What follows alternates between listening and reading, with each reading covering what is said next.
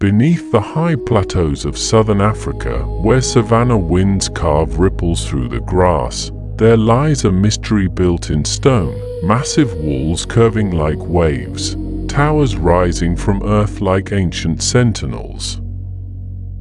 A kingdom once powerful, wealthy, and connected from inland Africa to the Indian Ocean world.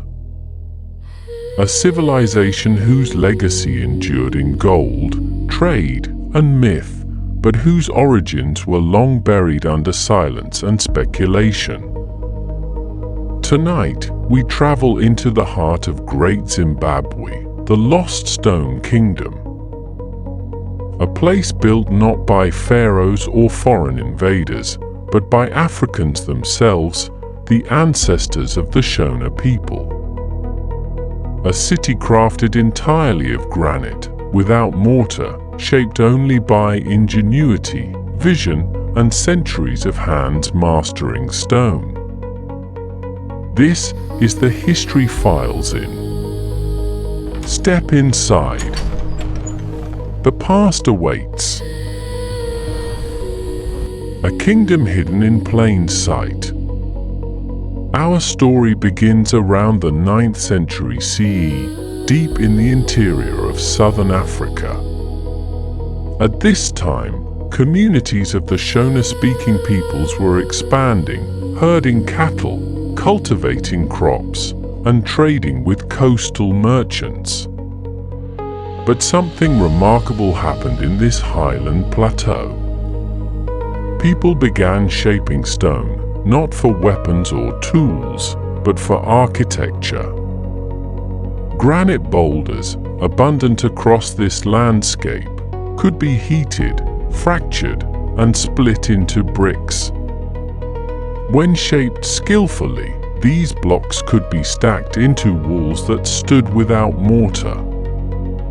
This marked the beginning of one of Africa's greatest architectural traditions. At first, stone walls were modest, small enclosures to separate cattle or mark sacred ground. But soon, villages grew, wealth increased, and stoneworking evolved from craft to monumental art. By the 11th century, the earliest foundations of what would become Great Zimbabwe were laid, clusters of stone huts, ritual enclosures, and circular walls curving around granite outcrops. The settlement was not yet an empire, but it was growing, drawing people from across the plateau. The age of walls, towers, and kings. Between the 12th and 15th centuries, Great Zimbabwe entered its golden age. The city expanded into 3 major sections. The hill complex, a fortress-like citadel perched on a granite hill. Here, rituals were performed, ancestors honored, and leaders governed. Narrow passages twist through massive boulders, an intentional design to control movement and evoke sacred presence. The Great Enclosure. This is the most iconic structure, a vast oval wall nearly 250 meters long, rising up to 11 meters high, built with precision. Inside stands the conical tower, whose meaning remains mysterious. Was it a symbol of royal abundance? A granary of power? A monument to kingship? No one knows for certain. But its presence is unmistakably majestic, an architectural signature found nowhere else on Earth. The valley ruins. Dozens of smaller structures, homes, workshops, elite residences stretching across the valley floor. Thousands of people lived here, nobles, craftsmen, traders, herders, and spiritual leaders. At its height, Great Zimbabwe may have held between 10,000 and 20,000 inhabitants, a metropolis for its era. The craftsmanship reached astonishing levels. Some walls curve like flowing water. Others form intricate patterns. And all were built without mortar, an enduring testament to engineering skill. This was no isolated village. It was the heart of a powerful kingdom. From the savannah to the sea, Great Zimbabwe's wealth did not come from conquest, it came from trade. The kingdom sat at the crossroads of inland and coastal commerce. Caravans of ivory, copper, and most importantly, gold, flowed from the interior toward the east coast. From ports like Kilwa and Sofala, goods sailed across the Indian Ocean, connecting Africa with Arabia, India, and China. Archaeologists have found Persian glassware, Chinese Celadon pottery, Arabian coins, Indian beads, Mediterranean artifacts, all within Great Zimbabwe. In return, the city exported gold, so much that it may have controlled a significant portion of the region's gold production.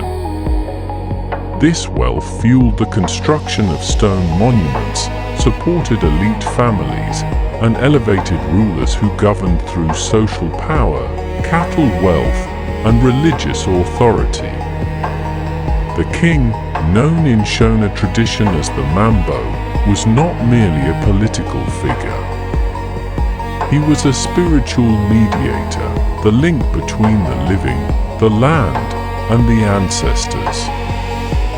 The stone architecture reflected this worldview, solid, ancestral, eternal. Stone, ancestors, and sacred kingship. Great Zimbabwe was not just a political capital, it was a sacred landscape. The hill complex. Long before it became a royal residence, the hill was a place of spiritual significance. Ritual spaces, stone platforms, and narrow pathways gave it a ceremonial atmosphere.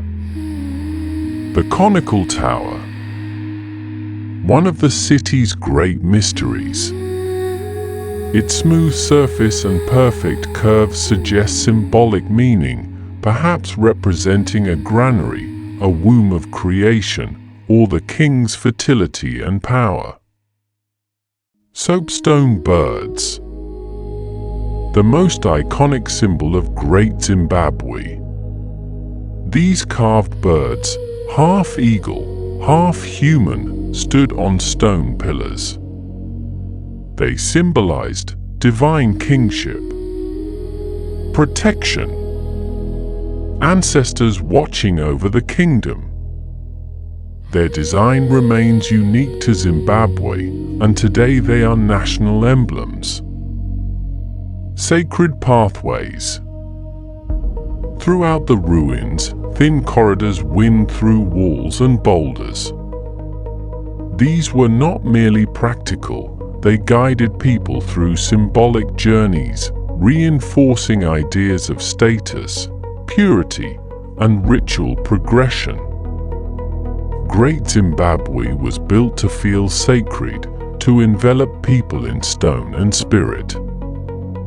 This was a kingdom where politics, economy, and religion intertwined.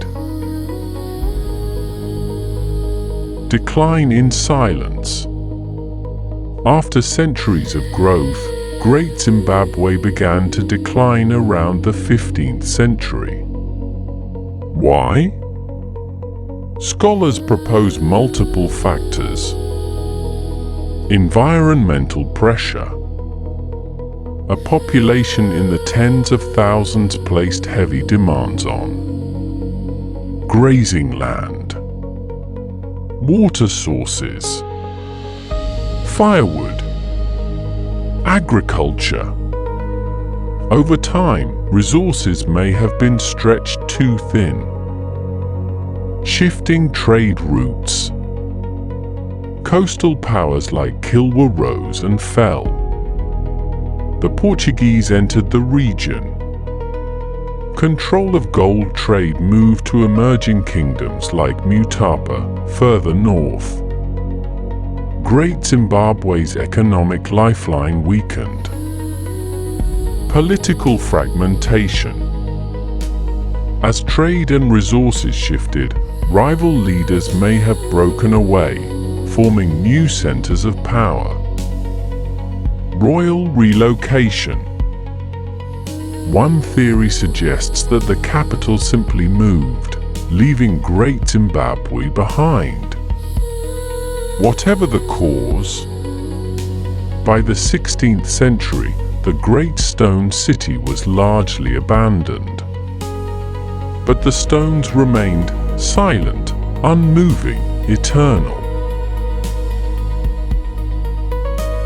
A kingdom stolen, then reclaimed. When Europeans encountered Great Zimbabwe in the 19th century, they were stunned by its scale. But instead of acknowledging African achievement, colonial writers invented false explanations, claiming the city was built by outsiders, from Phoenicians to Arabs to biblical figures. These theories were not based on evidence, but on prejudice. Archaeologists like Gertrude Cotton Thompson later disproved these myths.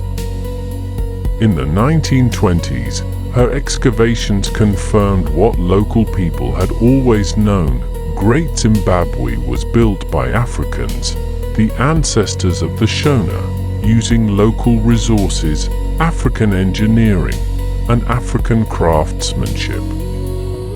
Today, the site stands as a UNESCO World Heritage Treasure, a testament to a civilization that once shaped trade routes, commanded vast wealth, and constructed one of the greatest stone cities the world has ever seen. The stones remember. Great Zimbabwe is not a ruin of collapse, it is a monument of brilliance. A city where stone walls rose like waves. Towers stood as symbols of power. And a kingdom thrived through trade, faith, and ingenuity. Its legacy survives in the Zimbabwean flag. National emblems. Shona oral tradition, and the pride of millions. Great Zimbabwe reminds us that history is deeper, broader, and more diverse than many realize. Africa was not a continent waiting for civilization, it was a cradle of civilization. And in those ancient stones, the echoes of a lost kingdom still whisper. This is the History Files in. Step inside. The past awaits. Thank you for visiting the History Files in. If the past moved you today, don't forget to leave your mark, subscribe, and return when the next file opens.